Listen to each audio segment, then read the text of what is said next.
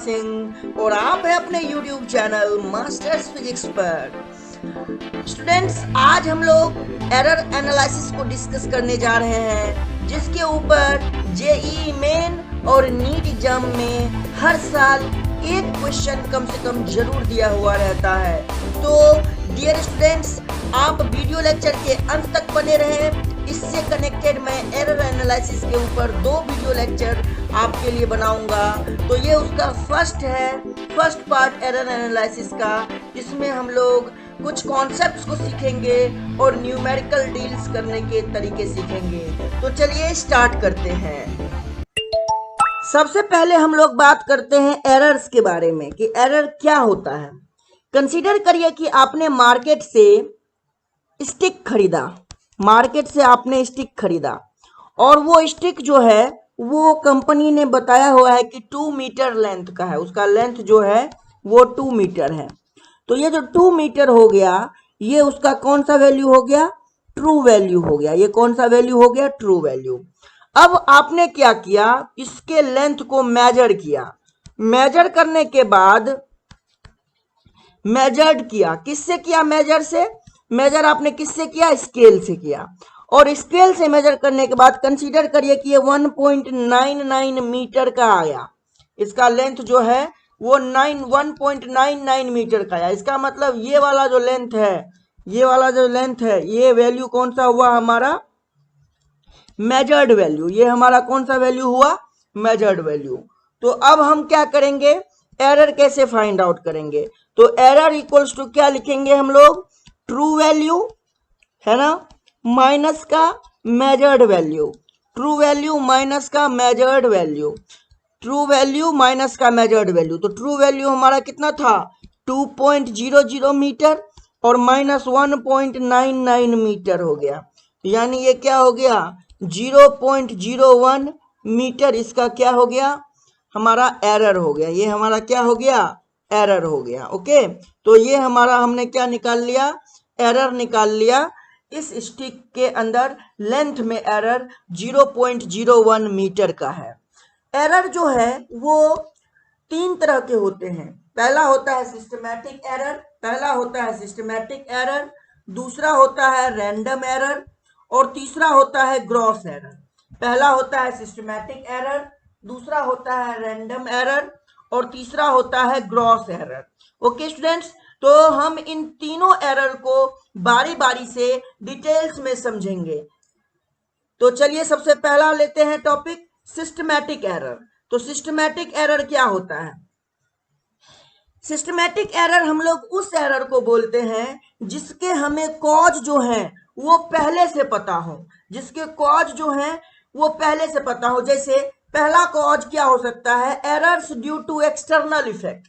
External effect कहने का मतलब होता है कि अगर मान लीजिए एटमॉस्फेरिक कंडीशन में किसी भी तरह का फ्लक्चुएशन होता है, लाइक टेम्परेचर में, है ना, प्रेशर में, लाइक ह्यूमिडिटी में, है ना, तो ये सभी एक्सटर्नल इफेक्ट के अंदर आते हैं। ये किसके अंदर आते हैं? एक्सटर्नल इफेक्ट के अंदर आते हैं। इनकी वजह से अगर कोई एरर आता है तो उस एरर को हम लोग सिस्टमैटिक एरर के अंदर समझ सकते हैं कि वो सिस्टमैटिक एरर है। दूसरा जो हो सकता है इम्परफेक्शन की वजह से, एरर्स ड्यू टू इम्परफेक्शन, यानी किसी भी तरह के फैक्ट्स को अगर हम लोग इग्नोर कर रहे हैं तो वो हमारा एरर्स हुआ, इम्परफेक्शन एरर हुआ, है ना। और ये इम्परफेक्शन एरर जो है हमें पहले से पता होता है, जिसके कॉज जो है हमें पहले से पता हो, तो ये भी हमारा सिस्टमैटिक एरर का पार्ट हुआ। तीसरा इंस्ट्रूमेंटल एरर। इंस्ट्रूमेंटल एरर कहने का मतलब, मान लो कि आपने जो भी जैसे हमने लेंथ मेजर करने के लिए स्केल लिया, या हमने कोई वेट मेजर करने के लिए या मास मेजर करने के लिए हमने वेइंग स्केल लिया, उसके अंदर किसी भी तरह का कोई डिफेक्ट हो या कोई भी तरह का इम्प्रॉपर डिजाइनिंग हो या मैन्युफैक्चरिंग डिफेक्ट्स हो, इंस्ट्रूमेंट में ही मैन्युफैक्चरिंग डिफेक्ट्स है ना, तो उसकी वजह से भी जो एरर आता है उसको हम लोग सिस्टमैटिक एरर के अंदर रखते हैं। फिर आता है पर्सनल एरर, यानी अगर हम लोग प्रॉपर केयर नहीं रखें मेजरमेंट के टाइम पे, तो ये भी एरर सिस्टमैटिक एरर के कंडीशन में आता है, जिसको आपको भूलना नहीं है, याद रखना है। तो ये सिस्टमैटिक एरर है है ना, जिसके कॉज तो हमें पता है, लेकिन इन एरर्स को मिनिमाइज आप कर सकते हैं। इन एरर्स को क्या कर सकते हैं, मिनिमाइज कर सकते हैं, है ना। सिचुएशन को आप अपने अकॉर्डिंग चेंज करके आप अगर मेजरमेंट करें तो एरर को जो है वो मिनिमाइज किया जा सकता है। अगर आप प्रॉपर केयर के साथ काम करें तो एरर को आप जो है मिनिमाइज कर सकते हैं। अगर आप फैक्ट को इग्नोर ना करें तो भी आप एरर को मिनिमाइज कर सकते हैं। तो इस तरह से काफी सारे मेथड्स हैं जिसके हेल्प से आप एरर को मिनिमाइज कर सकते हैं। चलिए बढ़ते हैं हम लोग नेक्स्ट एरर की तरफ। नेक्स्ट जो टाइप है एरर का वो है हमारा रैंडम एरर। रैंडम एरर जो है उस एरर को बोलते हैं जो इरेगुलरली होता हो और जिसके कॉज जो है वो हमें पता नहीं हो, जिसके कॉज जो है वो हमें पता नहीं हो कि एक्चुअल रीजन क्या है। इसलिए ऐसे एरर को हम लोग चांस एरर बोलते हैं। इसके ऐसे एरर को हम लोग चांस एरर भी बोलते हैं। और ऐसे एरर को कंप्लीटली एलिमिनेट करना भी पॉसिबल नहीं होता, कंप्लीटली एलिमिनेट करना भी पॉसिबल नहीं होता, बट मिनिमाइज कर सकते हैं, बट मिनिमाइज आप कर सकते हैं। और मिनिमाइज कैसे करेंगे, तो बार बार एक्सपेरिमेंट को रिपीट करते हुए, है ना। बार बार आप ऑब्जर्वेशन लेंगे और उन ऑब्जर्वेशन का आप अर्थमेटिक मीन निकालेंगे और उनका जो मीन वैल्यू आएगा वो आपका आपका क्या होगा, फाइनल रिजल्ट होगा। तो मान लीजिए कि आपने पहली बार ऑब्जर्वेशन किया, पहली बार ऑब्जर्वेशन किया तो फर्स्ट ऑब्जर्वेशन से आपको जो वैल्यू आया फर्स्ट ऑब्जर्वेशन से वो मान लो आया x1। उसी तरह सेकेंड ऑब्जर्वेशन से आया x2। उसी तरह थर्ड ऑब्जर्वेशन से आया x3। उसी तरह nth ऑब्जर्वेशन तक आप गए, nth ऑब्जर्वेशन में आया xn, nth ऑब्जर्वेशन में क्या आया xn। अब इन सभी का हमें अर्थमेटिक मीन लेना है, तो आप अर्थमेटिक मीन को ऐसे भी डिनोट कर सकते हो या फिर आप डायरेक्ट ऐसे लिख दो। अब अर्थमेटिक मीन क्या होगा, इन सभी का सम, इन सभी का सम जो हमने अलग अलग ऑब्जर्वेशन लेकर के आए हैं उन सभी का सम अपॉन में जितनी बार ऑब्जर्वेशन लिया है उससे डिवाइड। तो इससे आपका क्या निकल गया, है ना, क्या निकल गया, आपका अर्थमेटिक मीन निकल गया, है ना। तो रैंडम एरर को मिनिमाइज कर सकते हैं आप बार बार ऑब्जर्वेशन ले करके। ओके, तो ये एक प्रोसेस है, इसको आपको काफी अच्छी तरह से समझ लेना है। चलिए बढ़ते हैं हम लोग एरर के थर्ड टाइप की तरफ। एरर का जो थर्ड टाइप है वो है आपका ग्रॉस एरर। वो एरर जो है वो ग्रॉस एरर है और ये एरर जो है बेसिकली जनरेट होता है केयरलेसनेस की वजह से। जो ऑब्जर्वर है उस ऑब्जर्वर के केयरलेसनेस की वजह से जो एरर जनरेट होता है दैट इज ग्रॉस एरर। जैसे पहला एरर केयरलेसनेस का पहला प्रॉपर कंडीशन क्या है, मान लीजिए कि इंस्ट्रूमेंट ने तो करेक्ट रिजल्ट दिया, इंस्ट्रूमेंट ने करेक्ट रिजल्ट दिया, लेकिन आपने रीडिंग जो है वो रीडिंग को लिखा गलत, आपने रीडिंग लिखा गलत, तो ये तो आपका एरर हुआ ना, आपने केयर नहीं किया, केयरलेसनेस हुआ आपके लिए, है ना। ऑब्जर्वेशन को फिर से रॉन्गली आपने लिया, है ना, without caring for the sources of errors और wrong value of observation in the calculation. अब आप कैलकुलेशन करने के लिए गए तब भी रॉन्ग वैल्यू ले लिए, यानी बार बार आप रिपीट कर रहे हैं, यानी आप एक केयरलेसनेस को रिपीट कर रहे हैं बार बार। तो ऐसे एरर को आप क्या बोलेंगे, ग्रॉस एरर बोलेंगे। ऐसे एरर को क्या बोलेंगे, ग्रॉस एरर बोलेंगे स्टूडेंट्स। तो ये तीन एरर हमने देखा, सिस्टमैटिक एरर, रैंडम एरर और ग्रॉस एरर, ये तीन एरर के टाइप हुए। इनके अलावा भी कई एरर हैं जैसे absolute error, relative error, mean absolute error and percentage error. इनके ऊपर हम लोग अलग से डिस्कशन करेंगे। तो चलिए बढ़ते हैं हम लोग नेक्स्ट टॉपिक की तरफ। अब हम लोग एब्सोल्यूट एरर को डिस्कस कर लेते हैं। तो एब्सोल्यूट एरर जो है ये बेसिकली डिफरेंस होता है किसका, मेजर्ड वैल्यू का एंड मीन वैल्यू का किसी भी फिजिकल क्वांटिटी के लिए। तो एब्सोल्यूट एरर जो है हम लोग इसको क्या लिख सकते हैं, मेजर्ड वैल्यू माइनस का मीन वैल्यू। इसको डिनोट करते हैं, एब्सोल्यूट एरर को डिनोट करते हैं डेल्टा एक्स से। इसको किससे डिनोट करते हैं हम लोग, डेल्टा एक्स से। और इसको हम लोग क्या लिखेंगे, डेल्टा एक्स को क्या लिखेंगे, इसको लिखेंगे difference between measured value minus mean value, measured value minus का mean value of a physical quantity, of a physical quantity. तो कंसीडर करिए कि जो आपका एक्स बार है वो आपका मीन वैल्यू है, एक्स बार जो है वो मीन वैल्यू है ऑफ द मेजर्ड क्वांटिटी, है ना। और एक्स आई जो है, एक्स आई को मैं डिनोट कर रहा हूं, that is value of the quantity measured in ith observation. यानी जब हम लोग ith ऑब्जर्वेशन लिया तब हमारा ऑब्जर्वेशन का जो वैल्यू आया वो ऑब्जर्वेशन का वैल्यू एक्स आई आया। तब हम लोग डेल्टा एक्स आई, यानी अगर हम लोग एब्सोल्यूट एरर कैलकुलेट करना चाहें कि ith ऑब्जर्वेशन में एब्सोल्यूट एरर कितना है, ith ऑब्जर्वेशन में एब्सोल्यूट एरर कितना है, तो आप क्या करेंगे, एक्स आई में से एक्स बार को माइनस करेंगे, एक्स आई में से एक्स बार को माइनस करेंगे। अब ध्यान रखें ये जो है ये पॉजिटिव भी हो सकता है, may be positive and negative, तो ये पॉजिटिव भी हो सकता है और नेगेटिव भी हो सकता है, बट इसका मैग्नीट्यूड जो है ये हमेशा पॉजिटिव रहेगा। This will always be positive. तो ये हमने क्या सीखा, एब्सोल्यूट एरर कैलकुलेट करना। अब इसी के हेल्प से हम लोग सीखेंगे मीन एब्सोल्यूट एरर को कैलकुलेट करना। तो चलिए बढ़ते हैं हम लोग और सीखते हैं मीन एब्सोल्यूट एरर।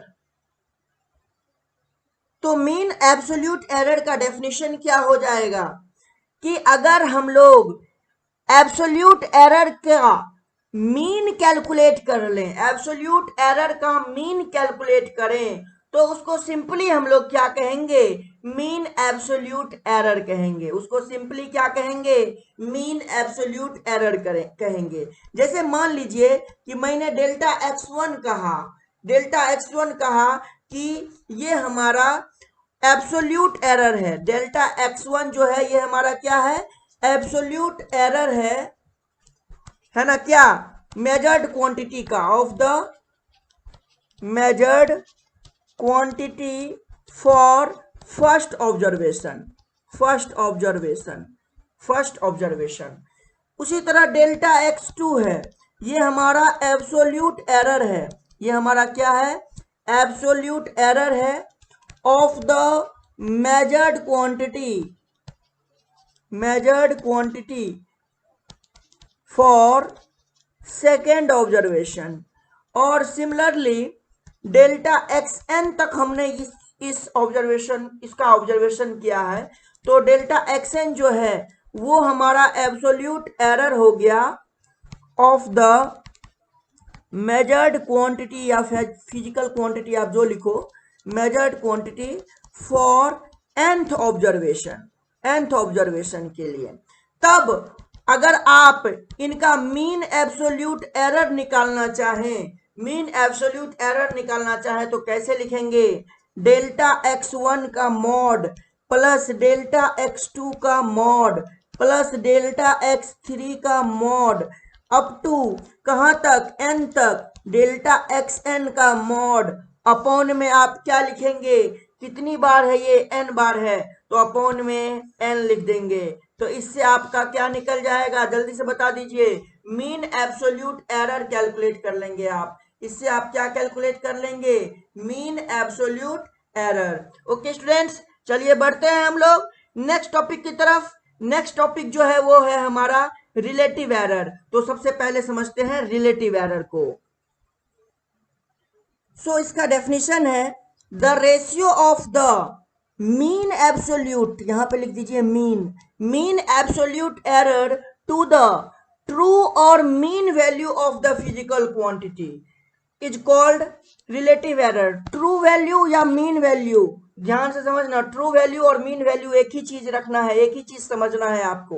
तो रेशियो जो होता है, रेशियो जो होता है किसका, मीन एब्सोल्यूट एरर का। मीन एब्सोल्यूट एरर देखो आपने यहाँ पे ये निकाला है, ये प्रीवियस में आपने डेल्टा एक्स बार निकाला है मीन एब्सोल्यूट एरर, उसको आप क्या करेंगे, डिवाइड कर देंगे किससे, मीन वैल्यू से। तो ये आपका क्या आ जाएगा, रिलेटिव एरर आ जाएगा। ये आपका क्या आ जाएगा, रिलेटिव एरर आ जाएगा।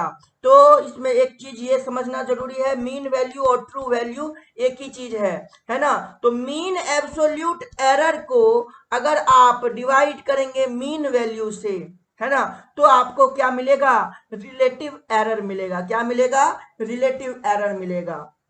इसी से रिलेटेड है हमारा क्या, परसेंटेज एरर। इसी से रिलेटेड है हमारा क्या, परसेंटेज एरर। तो जो हमारा परसेंटेज एरर होता है ना, परसेंटेज एरर, उसको आप कैसे लिखते हैं, उसको आप लिखते हैं relative error, relative error multiply by 100%, multiply by 100%। अब आप बताइए, रिलेटिव एरर आपका क्या था, डेल्टा एक्स, है ना, मल्टीप्लाई बाय 100%। और डेल्टा एक्स को आपने क्या लिखा था, it is the ratio of mean absolute error to the mean value multiply by 100%। तो ये आपका क्या निकल गया, ये आपका निकल गया परसेंटेज एरर। अब इसके ऊपर, इन सभी एरर के ऊपर आपको न्यूमेरिकल्स दिए जाते हैं एग्जाम में, है ना। तो अगर आपको फॉर्मूला याद रहेगा जो भी हमने डील किया, तो आप न्यूमेरिकल्स बड़े ही आसानी से टैकल कर लोगे। तो चलिए हम लोग इन सभी से रिलेटेड एक न्यूमेरिकल सीखते हैं। सबसे फर्स्ट क्वेश्चन जो है वो है कि हमने किसी भी सर्टेन क्वांटिटी का रिपीटेड मेजरमेंट किया और हमें मेजरमेंट में जो वैल्यू आया वो आया 2.04, 2.06, 2.08, 2.07 एंड 2.05। तो मान लो आपने x1 कहा 2.04, आपने x2 कहा 2.06, x3 कहा 2.08, x4 कहा 2.07 और x5 कहा 2.05। कह रहा है कैलकुलेट द मीन वैल्यू। तो सबसे पहले आपको मीन वैल्यू निकालना है, आपको कैलकुलेट करना है mean value. Mean value calculate करने के लिए हम लोग क्या करेंगे बताइए जल्दी से, एक्स बार निकालना है। मीन वैल्यू कह लीजिए या ट्रू वैल्यू कह लीजिए, एक ही चीज है। एक्स बार को क्या लिखेंगे आप, x1 plus x2 plus x3 plus x4 plus x5 upon में क्या लिखेंगे 5। x1 कितना है 2.04, 2.06, 2.08, 2.07, 2.05 अपॉन में 5। अब इन सभी को हमें क्या करना है, ऐड करना है और 5 से डिवाइड लगाना है। जब आप ऐड करेंगे और 5 से डिवाइड करिए, देखिए कितना आता है, आपको आएगा 2.06। तो आपका मीन वैल्यू जो है वो आ गया 2.06। मीन वैल्यू जो है वो क्या आ गया 2.06। सेकेंड पार्ट है इसका एब्सोल्यूट एरर। तो एब्सोल्यूट एरर कैलकुलेट करना सीखते हैं। एब्सोल्यूट एरर, मैंने अलग अलग ऑब्जर्वेशन के लिए एब्सोल्यूट एरर कैलकुलेट करने का फॉर्मूला बताया है। अगर मैं फर्स्ट ऑब्जर्वेशन की बात करूं तो फर्स्ट ऑब्जर्वेशन के लिए एब्सोल्यूट एरर क्या लिखेंगे, x1 माइनस का x बार। और बताइए x1 आपका कितना है 2.04 और x बार कितना है 2.06, माइनस करेंगे तो कितना आएगा, माइनस का 0.02। यानी फर्स्ट ऑब्जर्वेशन का एब्सोल्यूट एरर है माइनस का 0.02। अगर मैं सेकेंड ऑब्जर्वेशन का एब्सोल्यूट एरर निकालूं तो क्या लिखूंगा, x2 माइनस का x बार। x2 कितना है 2.06 और माइनस करूंगा मैं 2.06, कितना आएगा 0। अगर मैं थर्ड ऑब्जर्वेशन की बात करूं तो थर्ड ऑब्जर्वेशन के लिए मैं लिखूंगा x3 माइनस का x बार। यानी आप लिखेंगे 2.08 माइनस का 2.06, यानी ये कितना हो जाएगा 0.02 प्लस में। अगर आप फोर्थ ऑब्जर्वेशन के लिए एब्सोल्यूट एरर लिखेंगे तो यहाँ पे x4 में से x बार को माइनस करेंगे, यानी 2.07 माइनस 2.06, यानी ये हो गया 0.01। अगर आप फिफ्थ ऑब्जर्वेशन की बात करेंगे और उसके लिए एब्सोल्यूट एरर निकालेंगे तो उसको लिखेंगे x5 माइनस एक्स बार, यानी 2.05 माइनस 2.06 कितना आया, माइनस 0.01 आया। तो आपने एब्सोल्यूट एरर कैलकुलेट किया अलग अलग ऑब्जर्वेशन के लिए, है ना। इसके बाद आपसे क्या पूछा गया है, मीन एब्सोल्यूट एरर। क्या पूछा गया है, मीन एब्सोल्यूट एरर। तो जब आप थर्ड पॉइंट की बात करेंगे मीन एब्सोल्यूट एरर की, मीन एब्सोल्यूट एरर की, तो उसको आप कैसे लिखेंगे, मैंने अभी आपको फॉर्मूला बताया था, delta X bar equals to mod of delta X one plus mod of delta X two plus mod of delta X three plus mod of delta X four plus mod of delta X five upon में क्या, 5। तो बताइए mod of पहला delta X one minus का 0.02 है, mod से क्या हो जाएगा, प्लस का हो जाएगा, दूसरा तो प्लस ही है, तीसरा भी 0.02 प्लस ही है, चौथा भी 0.01 प्लस ही है, और पांचवा माइनस का है तो मॉड की वजह से क्या हो जाएगा, प्लस का 0.01। अपॉन में आप क्या लिखेंगे, अपॉन में आप लिखेंगे 5। तो देखिए तो ये कितना आया, ये आया आपका 0.06 बाय 5, यानी ये कितने के बराबर होगा, 0.012 के बराबर हो गया। तो ये आपने क्या कैलकुलेट कर लिया, मीन एब्सोल्यूट एरर। अब क्या है, आपको रिलेटिव एरर कैलकुलेट करना है। रिलेटिव एरर कैलकुलेट करने के लिए आप क्या करेंगे, आपको मैंने बताया है कि क्या करेंगे, रिलेटिव एरर कैलकुलेट करने के लिए जल्दी से बता दीजिए, रिलेटिव एरर कैलकुलेट करने के लिए क्या करेंगे, यानी आप लिखेंगे delta X equals to delta X bar upon X bar, बोलिए हाँ कि ना।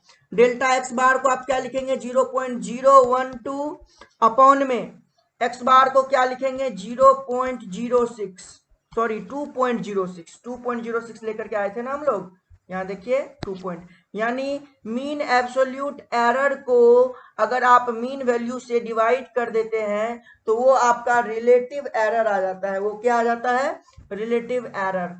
तो यहां से आप इसको सॉल्व करेंगे तो सॉल्व करने के बाद अप्रोक्सीमेटली ये आएगा 0.0058, ये आएगा 0.0058, है ना। इसके बाद पांचवा पॉइंट क्या है आपका, परसेंटेज एरर। परसेंटेज एरर तो बहुत ही आसान होता है, आपने देखा है ना। हमें क्या निकालना है, परसेंटेज एरर। हम क्या करेंगे, हम क्या ज्यादा दिमाग नहीं लगाएंगे, आप क्या करेंगे, रिलेटिव एरर करेंगे और उसको मल्टीप्लाई करेंगे 100% से, यानी 0.0058 मल्टीप्लाई बाय 100%, यानी ये हो गया आपका 58%। तो इस तरह से मैंने आपको सिंपल एरर के ऊपर जो सवाल आते हैं उसका एक क्वेश्चन आपको करके सिखाया। तो डियर स्टूडेंट्स, आपके बुक में और भी क्वेश्चंस होंगे, आप उन क्वेश्चंस को अटेम्प्ट करिए और बनाने की कोशिश करिए, आपसे कंफर्म बनेगा। चलिए बढ़ते हैं, हम लोग एरर के कॉम्बिनेशंस के बारे में समझते हैं। कॉम्बिनेशन ऑफ एरर में हम सबसे पहले फर्स्ट लेते हैं एडिशन, है ना। फर्स्ट लेते हैं एडिशन, यानी दो फिजिकल क्वांटिटी है हमारा सेम टाइप का, two physical quantity of same type और इनके ऑब्जर्व्ड वैल्यू हैं, इन दोनों फिजिकल क्वांटिटी के रेस्पेक्टिवली ए एंड बी, ये दोनों ऑब्जर्व्ड वैल्यू है और इनको हमें एडिशन करना है ना। और जो हमारा फाइनल रिजल्ट है, फाइनल रिजल्ट है कंसीडर, वो आपका क्या है, एक्स है। फाइनल रिजल्ट जो है वो आपका एक्स है और वो इक्वल है ए प्लस बी के, वो इक्वल है ए प्लस बी के। अब अगर कंसीडर करें कि ए का जो एब्सोल्यूट एरर है दैट इज डेल्टा ए और बी का जो एब्सोल्यूट एरर है डेल्टा बी, डेल्टा बी, तब ए का वैल्यू मैक्सिमम कहां से कहां तक लाई कर सकता है, ए कहां से कहां तक लाई कर सकता है, ए लाई कर सकता है ए माइनस डेल्टा ए से ए प्लस डेल्टा ए तक। ये क्या हो सकता है, इसका मेजर्ड वैल्यू, ये आपका क्या हो सकता है, जो मेजर्ड वैल्यू है वो यहाँ से यहाँ तक लाई कर सकता है, और बी का मेजर्ड वैल्यू कहाँ तक लाई कर सकता है, बी का बी माइनस डेल्टा बी से बी प्लस डेल्टा बी तक। ओके, तो इसी तरह अगर हम लोग x के बारे में बात करें, तो अगर x का एब्सोल्यूट जो एरर है वो डेल्टा x हो, वो डेल्टा x हो, तो इसका जो हम लोग जब हम लोग final result with absolute error की बात करेंगे, तो x plus minus delta x को आप क्या लिखेंगे, a plus minus delta a, है ना, और plus b plus minus delta b, ये लिखेंगे। यानी a का जो रेंज है उसका और b का जो भी रेंज है उन दोनों का सम जो हो जाएगा, एडिशन कर रहे हैं इसलिए बीच में हम यहाँ प्लस का साइन देंगे। अब आप बताइए, यहाँ पे a और b को आप क्या कर लीजिए, सेपरेट कर लीजिए और प्लस माइनस साइन को बाहर कर लीजिए, तो इधर क्या आएगा, इधर आएगा delta a plus delta b, ये आएगा किसके बराबर हुआ, x plus minus delta x के बराबर। तो x किसके बराबर हो गया, a प्लस b के, और डेल्टा x किसके बराबर हो गया, delta a plus delta b के। तो यहां से आपका x जो था वो तो a प्लस b के बराबर था ही, x जो था वो a प्लस b के बराबर तो था ही।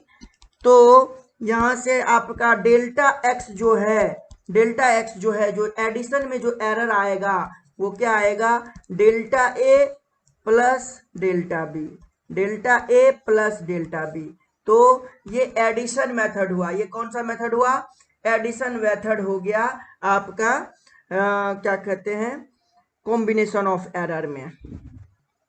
यानी कि जो maximum possible absolute error final result का आएगा वो सम है किसका, एब्सोल्यूट एरर का, दो फिजिकल, है ना, दो फिजिकल क्वांटिटी जो सेम टाइप के हैं उनका, है ना। तो जो फाइनल रिजल्ट का मैक्सिमम पॉसिबल एब्सोल्यूट एरर है, that is the sum of absolute error in the two quantities, in the two quantities. तो मैं इसको लिख सकता हूं 10 maximum possible absolute error in the final result is equal to the sum of absolute error in two physical quantities, into physical quantities. Okay, next सीखते हैं हम लोग, सेकेंड सीखते हैं हम लोग सब्ट्रैक्शन।